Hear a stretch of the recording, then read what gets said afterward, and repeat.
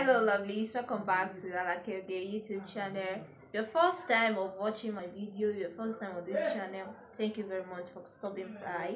And if you're a returning subscriber, I really love you. Thank you for subscribing, thank you for watching my videos, thank you for your support. I really appreciate you. So in today's tutorial, I'll be talking about 5 important tips how to achieve a perfect finishing or to have a perfect garment at the end of the day, because the whole essence of doing this is to achieve a perfect finishing for your clients. So these things are things that you should have in mind once you are making a garment, or before and during when you're making a garment. So I'll be talking about 5 things that you should have in mind, or you should have in place when you're making a garment.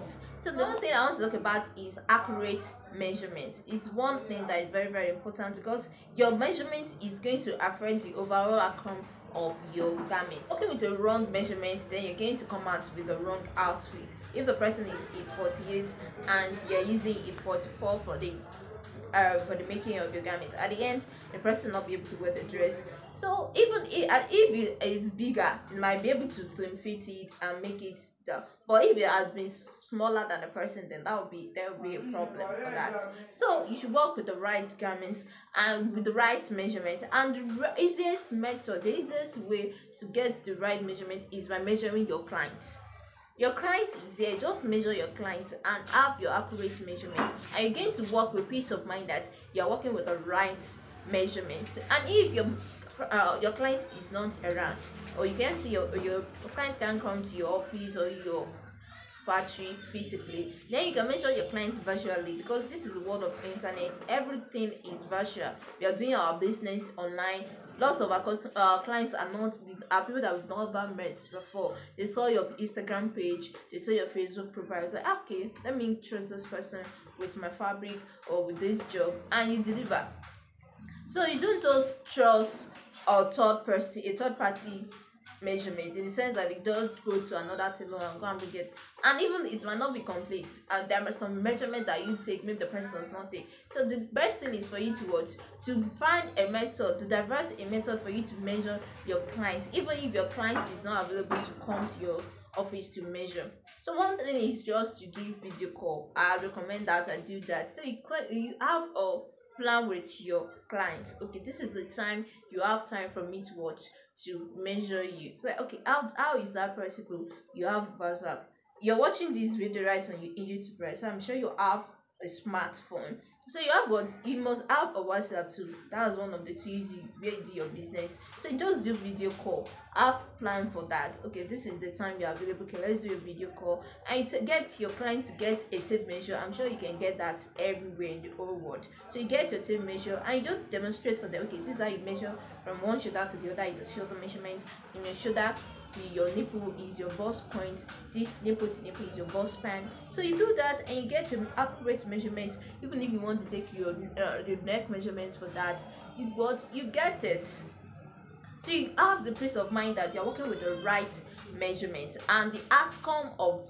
your garment, of your dress, of your outfit is 70% on accurate measurements, apart from your sewing techniques, your cutting and all. If you're working with the wrong garment, your wrong measurements, then you're just doing everything totally wrong. So the number 2 tip I want to talk about is the style analysis. So one thing is that once your client brings a style, because most of the time they always bring their style. Okay, I want you to make this for me. Oh, this is the newest style I saw on Instagram. This is what I saw on Facebook. Oh, this is the one that is trending on the internet now. So I want you to make this for me. So you have to look at it and analyze it, because they were saying, see, this is 2 peplums here. Like, and you look at, this is not 2 peplums. This is just 1440 degree peplum. Is it? Yes, this is what is there. You have to analyze it. Okay, this is even 2 type. So you analyze your style. It goes a long way to help you to achieve the outcome of your of the outfit you're making, so that you won't have the case of what the other person what I got. I'm sure we've seen that on internet most of the time, and those problems come with the wrong analysis of style. Is because all you were not able to analyze the style. Okay, oh, this has to flare on this side, okay, it has pleated on this side, okay, there is ruch effect around there, or there is just finger, there is this there. The outfit will not be as what, because if you're replicating it, though there's time you add your own creativity to it, you don't want it to be 100% what you see. You tell your clients, okay, I don't recreate 100%, I always like to add my own touch of creativity, which is welcomed. You must let them know that you always add your own touch of creativity. You just don't download 100%. So you let them know, okay, this is how it's going to come out, this is what you're going to do, and that, and if you're fine with it, they're going to agree with you, and you let them know. And if you're working with a sketch, maybe of your own, you analyze it. If once you're working your own sketch, you know, okay, this is what I bring together to get my own sketch, and you're good to go. Or most times, if they bring their style from Instagram or Pinterest or Facebook or wherever they got the picture from, you should analyze that style, so you're going to get a perfect finishing at the end of the day. Because if it's a flare that is there and you made a airline gown, then that will be a problem. I hope we get that. So the tip number 3 I want to talk about is choosing the right fabric. It is very important for you to choose the right fabric, because if you're making a smart dress, I'm sure you won't choose chiffon to make a smart dress. For a smart dress, you should use something like a stretchy fabric, like velvet or some knit fabric that is there, because it's just like a bodycon. I'm sure you won't choose chiffon to do that. Even for tulle net too, I'm sure you won't choose the tulle net for a smart dress. It won't come out fine. It won't even last, because it's going to put a lot of pressure on the fabric. So you should choose a fabric that befits the style. It is very important. If you're making your own collection, you should take into cognizance that there's some organizations that don't allow their staff to wear Ankara. So if you're making a ready to wear collection for corporate wear, I'm sure you won't want to use Ankara for it, because though there's some organization that allows, but most organizations don't allow Ankara from Monday to Thursday, and you want to appeal to the wider audience. You should have this wider audience in mind, that there's some, so if there's a lot of restriction, you should just stick to what that will work, instead of going to say, okay, there's some things that allow it, what they are, what if they, or even if the person don't want to. Most times, if you want to make Ankara, it's for Owambe or casual wears. I'm sure we know that most of our casual wears are mostly Ankara, and also for Owambe. So if you are making your collection, you should choose the right fabric, so that you won't just end up making collection that it will not sell. Choosing the right fabric is another way for you to get the perfect perfect finishing. So if you're making your outfit, choose the right fabric. This fabric should work for this cannot work for this. So just have those things in mind when you are making your garments.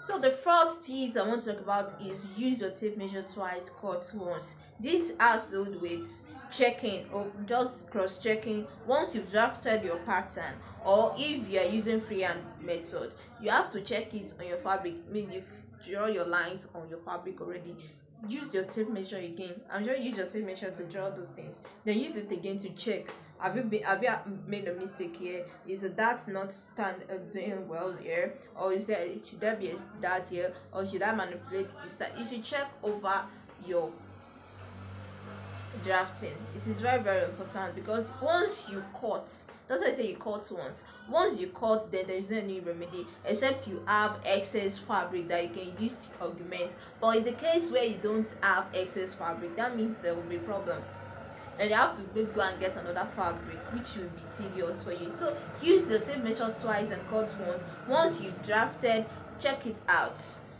Use your tape measure again to cross check, go over what you've done, so you know, okay, oh, this is I've made a mistake here. It doesn't mean you're not a professional, you are a pro by cross checking your work. I'm sure once you write your examination work, you go over it again. You know, you are the one that wrote it just now, but you still go over it again. Have I made a mistake somewhere? There's sometimes you make some mistake, it might be in spelling, it might be, that's why in exam tell you, oh, cross your dot your i's, cross your t's, because there might be a place you made a mistake. So cross checking is not that you're not professional, it makes you a professional by doing that. So check it over again, look at your patterns, look at what you've chalked on your fabric, and it's okay, this is where it should be. Sometimes you know that, okay, I folded it the wrong way, especially if you're making some dress like asymmetric like that, you have to turn over when you're doing it. I'm sure if you've made asymmetric dresses before, you know the front and back, it has a way you have to turn it, so that once you are doing that, you won't have two wrong sides, you won't have one right side and one wrong side that they are not facing each other. If you've been in that situation before, I'm sure you would be able to relate, especially this asymmetric style, that you have the front and back has a way that they face.